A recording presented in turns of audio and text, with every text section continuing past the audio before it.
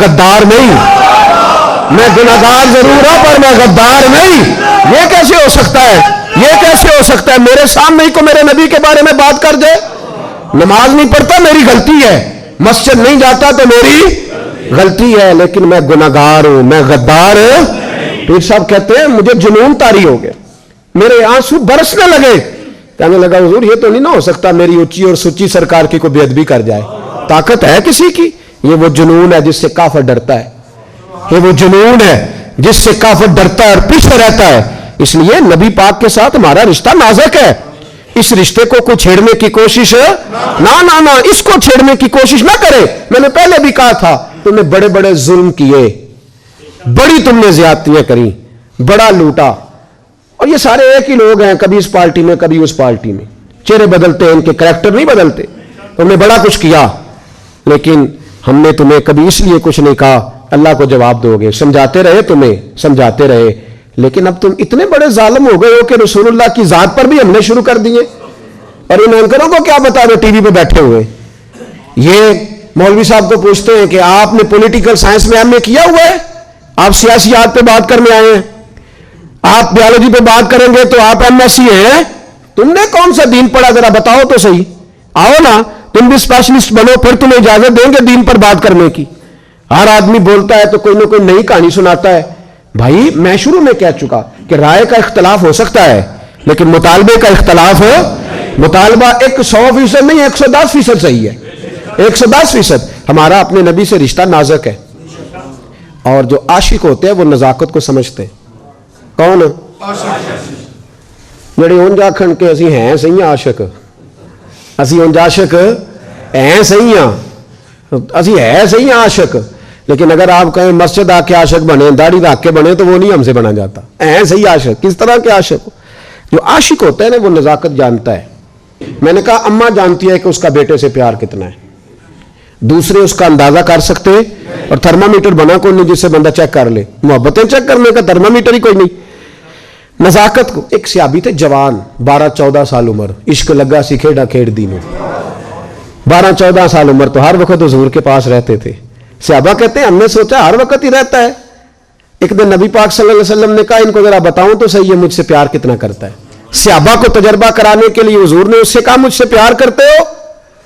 اس نے کہا بیبا آپ کو پتہ ہی ہے سارا۔ تو حضور نے فرمایا جاؤ اپنے باپ کی گردن کاٹ کے لاؤ، اس کی اوکھا جے بابا کام، ہاں اپنے باپ کی گردن کاٹ کے لاؤ۔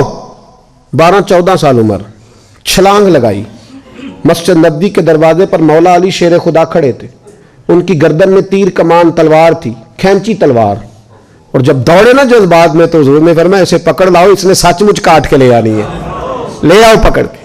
عاشق نزاکت جانتے ہیں۔ حضرت طلحہ بن برا بیمار ہو گئے، بیمار، دن میں 2 دفعہ میرے نبی تیمارداری کرنے جاتے تھے، 2 دفعہ، اللہ کرے وہ بیماری میں ہی آ جائے۔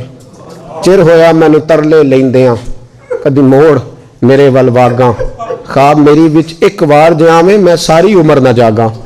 نبی پاک صلی اللہ علیہ وسلم 2 دفعہ تیمارداری کرنے جاتے، 2 دفعہ دن، 2 دفعہ حضور پتہ لے۔ ایک دن حضور شام کو گئے، ان کا ماتھا چوما تو حضور کی آنکھوں میں آنسو آ گئے، پھر میرے حبیب پاک نے ان کے والد کو کونے میں بلایا، کوئی بات کہی، باپ بھی رونے لگے، حضور نے پھر پیار کیا، چلے گئے۔ حضرت طلحہ اپنے ابا جی سے کہنے لگے حضور کیا کہہ کے گئے؟ کہا بیٹے کچھ نہیں۔ کہا نہیں مجھے بتائیں، کچھ نہیں، رشتہ ہی بڑا نازک، نہیں بتائیں۔ تو باپ نے سر پہ ہاتھ رکھا، کہا حضور کہہ گئے ہیں تو آج شام کو فوت ہو جائے گا، اور جب حضور نے کہا جب اس کا انتقال ہو جائے تو مجھے خبر کرنا۔ والد کو چارپائی پہ بٹھا کے تو حضرت طلحہ نے ہاتھ پکڑ لیا، عشق تیاگ دومی ایک برابر، پر عشق دا سیک ودھیرا، اگ تے ساڑے ککھ تے کانے، عشق ساڑے تن میرا، او اگ دا دارو می تے پانی، مینوں کوئی دسے عشق دا دارو کیڑا، بلے شاہ اتھے کچھ نہیں بچدا جتے عشق ہوراں دا ڈیرا۔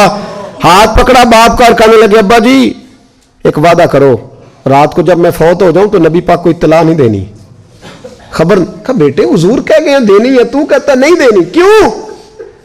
عاشق نزاکت جانتے ہیں، اگرچہ 12-14 سال عمر تھی پر عشق پکا تھا نا، نزاکت سمجھتے تھے۔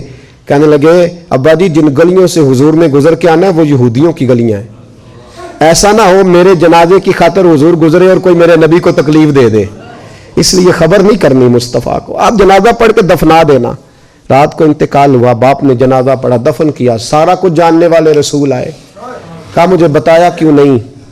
عرض کی محبوبہ، کہتا تھا حضور کو تکلیف نہیں دینی، میری ذات کی خاطر تکلیف نہ دینا، نہ کوئی یہودی تکلیف نہ پہنچا دے، گلیاں یہودیوں کی ہیں، قربان جائیں. ساری دنیا روضہ رسول پہ، اور میرے رسول نے فرمایا مجھے بتاؤ اس کی قبر کہاں ہے. ساری دنیا روضہ رسول پہ اور نبی پاک اس غلام کی قبر پہ کھڑے آنسو بہہ رہے ہیں.